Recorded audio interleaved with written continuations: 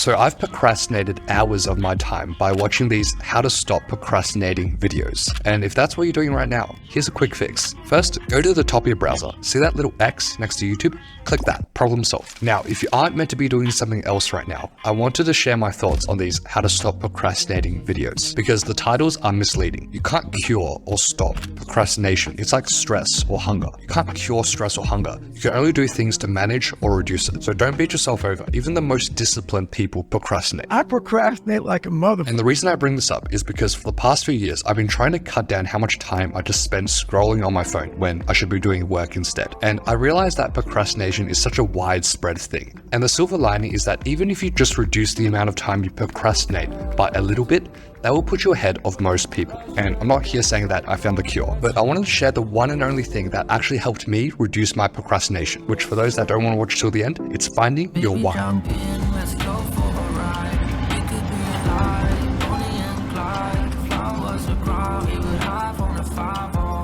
So back in year 8, I was preparing for this selective school entrance test.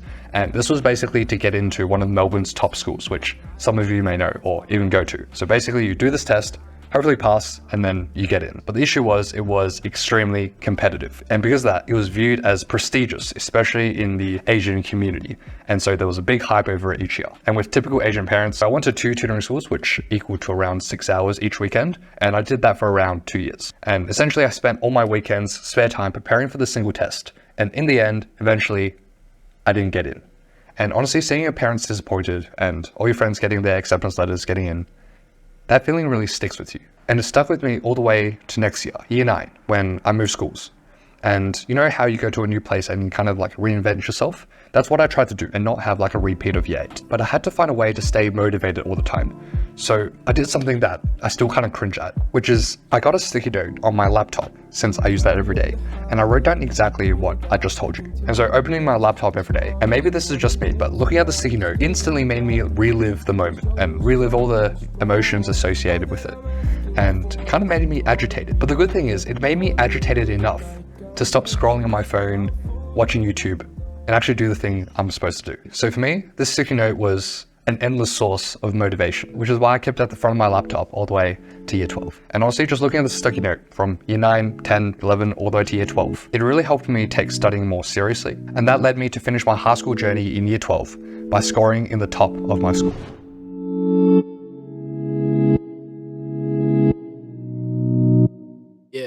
So for me, the best way I found to cut down on my procrastination was to genuinely have a reason why I care about getting high grades or anything else that you're doing in life. And it can't be superficial because in year 7 and 8, I didn't truly care about what test scores I got. It was just a number. And yeah, of course I wanted to increase that number. But at the same time, if I didn't, then I'll just forget about it next week. So maybe it did make me uncomfortable that I was getting average grades, but it wasn't uncomfortable enough for me to actually change anything. But after I didn't pass that entrance test, suddenly this number has an emotion attached to it. And it really taps into your primal desires of like not wanting to disappoint your parents or stop being an outcast. And most people don't really talk about this stuff in public, but it's always deep inside your mind somewhere. And these thoughts are especially powerful if they're related to potentially letting down someone else. And this is probably why you're more motivated when you have accountability partners or when you have to do your part of a group assignment, rather than if you were just working by yourself. And you might be thinking, okay, Julian, that's a bit extreme. This is going to damage my mental health.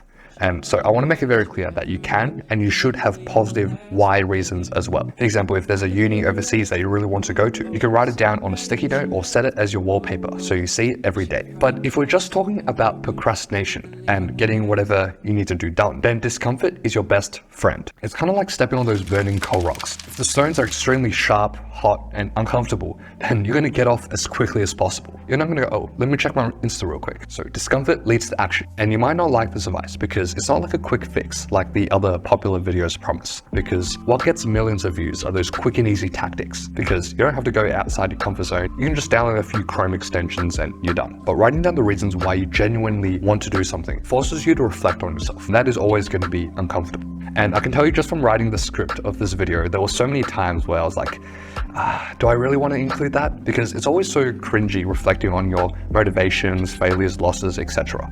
But I try to remind myself that, just like going to the gym, building muscle, where you have to put immense stress on your muscles to the stage where there's tiny tears in the fibers. The best thing to do in any situation often just lies outside your comfort zone. So if you watch this far, congrats, you've done better than all the procrastinators out there. But to make this video truly work for you, here's an actionable step. Find the personal triggers that lead to endless motivation for yourself. They can be either positive or negative, and stick it somewhere you can see every single day. And don't say, I'll do it tomorrow.